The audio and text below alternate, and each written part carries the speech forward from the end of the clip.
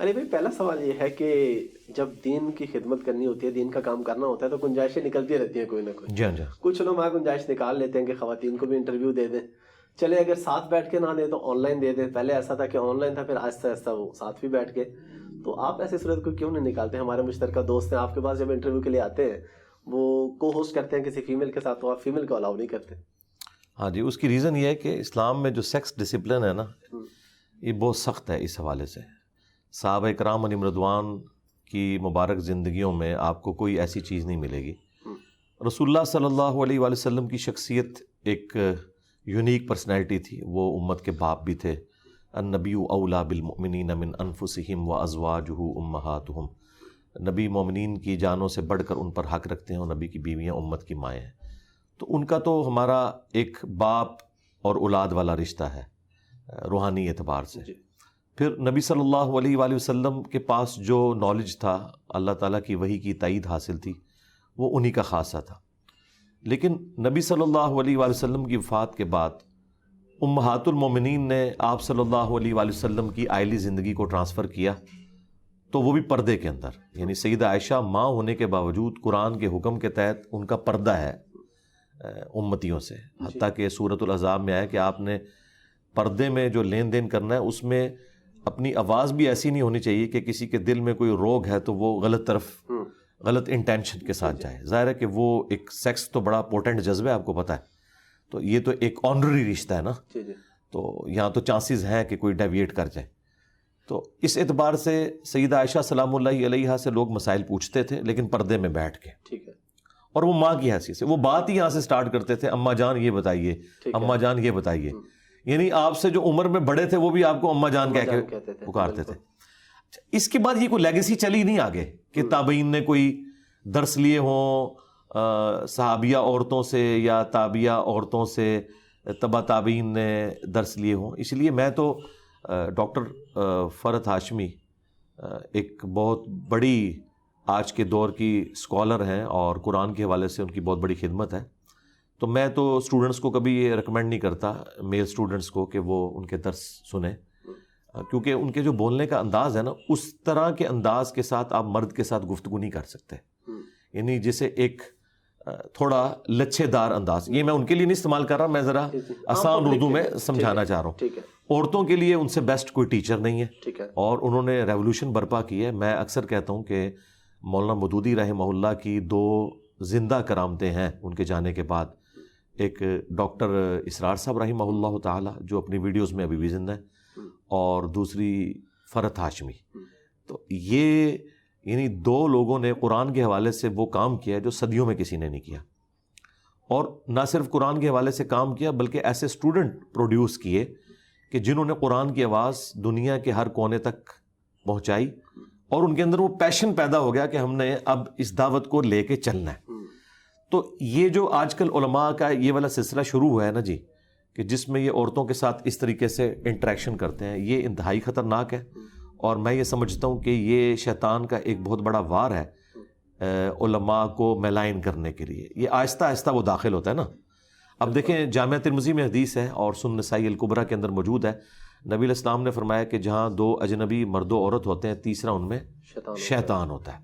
اچھا، اس میں کوئی کہہ سکتا ہے کہ یہ تو ایک بالکل کوئی ایکسٹریم لیول پہ کوئی علیحدہ ہو جائے، جہاں پہ ایک پبلک گیدرنگ ہے، اس میں فرق نہیں پڑتا. لیکن بہرحال جب آپ 1 to 1 انٹریکشن کر رہے ہوتے ہیں انٹرویو میں، اور آنکھوں کا بھی انٹریکشن ہوتا ہے، تو یہی وہ چیز ہے جس کو منع کیا گیا نا سورہ النور کے اندر، کہ پہلے مومن مردوں کو حکم دیا گیا ہے کہ انہیں حکم دو اے نبی علیہ السلام اپنی نگاہوں کو نیچا رکھیں، اور مومنہ عورتوں سے کہو کہ اپنی نگاہوں کو نیچا رکھیں. یعنی مرد و عورت جو ہیں یہ آپس میں اس طرح کا کوئی انٹریکشن نہیں کر سکتے نامحرم انٹرویو والا. اب دیکھیں مجھے بتائیں سورہ نور کے ہوتے ہوئے میں کس طرح یہ لوگوں کو الاؤ کروں کہ وہ قرآن کی تعلیمات کے خلاف چلتے ہوئے یہ والا معاملہ کریں انٹریکشن کا اس اعتبار سے. تو میرا خیال ہے عورتوں میں ایسے یعنی ایسی اینکرز موجود ہیں جو ان کا اچھا انٹرویو کر سکتی ہیں، تو وہ کریں اور اچھے طریقے سے اپنی بات ان تک وہ پہنچائیں، بہت اچھی بات ہے. لیکن مردوں کے ساتھ جب انٹریکشن ہوگا نا جی، وہ پھر بقول خان صاحب کے خطرناک نہیں خطرے ناک ہو جائے گا. اور وہ بات پھر آگے یعنی ایک اس طریقے سے اس میں شیطان داخل ہوتا ہے کہ باقی لوگ پھر جو باتیں کرتے ہیں اور پھر دل کا روگ جو ہے وہ بعض اوقات سامنے آنا شروع ہو جاتا ہے. ظاہر ہے شیطان تو ہر ایک بندے کے ساتھ اٹیچ ہے نا. تو اس اعتبار سے آپ دیکھیں اسلام میں عورت کی آواز کا بھی مرد کے پوائنٹ آف ویو سے پردہ ہے. بخاری مسلم میں حدیث ہے اگر مرد امام بھول جائے گا تو مرد اسے سبحان اللہ کہہ کے غلطی پر مطلع کریں گے اور عورتیں سبحان اللہ نہیں کہیں گی, تصفیق, ہاتھ پہ ہاتھ ماریں گی. اب مجھے بتائیں سبحان اللہ کہنے کی بھی ممانعت ہے, اس میں بھی آواز کا بلند کرنا عورت کے لیے مردوں کی موجودگی کے اندر یہ منع ہے. تو آپ سیکس ڈسپلن کا اندازہ لگا سکتے ہیں. فرائیڈ نے تو کچھ عرصہ پہلے ہمیں بتایا نا کہ سب سے امپورٹنٹ جذبہ سیکس کا ہے, لیکن اسلام نے تو بہت عرصہ پہلے کہہ دیا زُيِّنَ لِلنَّاسِ حُبُّ الشَّهَوَاتِ مِنَ النِّسَاءِ. اس میں کوئی عورتوں کی تذلیل نہیں ہے, ان کے لیے آنر ہے کہ عورت اللہ تعالیٰ نے ایک اٹریکٹفل چیز بنائی ہے, اسی لیے اسے پردے کا حجاب کا حکم دیا گیا, یہ اس کے لیے آنر ہے. یعنی مرد کے ساتھ اگر اسے کمپیئر کیا جائے تو وہ اسے پازیٹیولی اس اعتبار سے دیکھے. عورت کا مطلب ہی ہے پردے کی چیز. ہم کہتے ہیں ستر عورت, مرد کی چھپانے کی چیز, تو چھپانے والی عورت کا مطلب ہی چھپانے کی چیز ہے. تو یہ عورت کے لیے آنر ہے کہ مرد اس کے لیے کما کے لاتا ہے, اسے گھر میں ایک ملکہ بنا کے رکھتا ہے. تو میرا خیال ہے اللہ تعالیٰ نے اسے اتنا بڑا سٹیٹس دیا ہے تو وہ اس کو اویل کرے.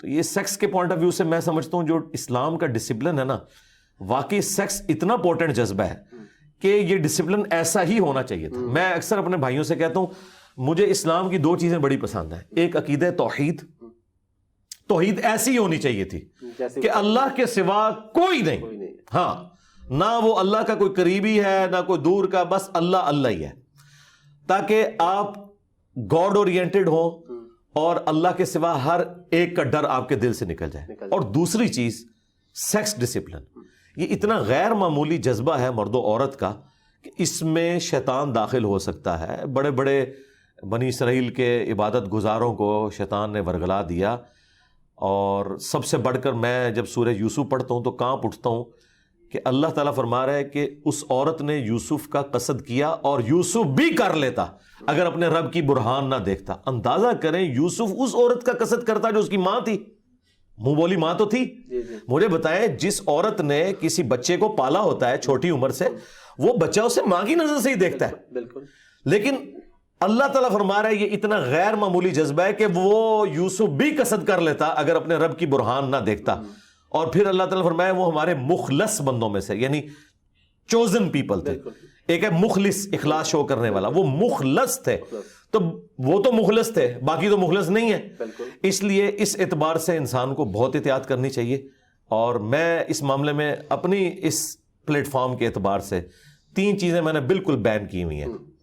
نمبر 1 دولت کا فتنہ, کوئی چندہ بک نہیں.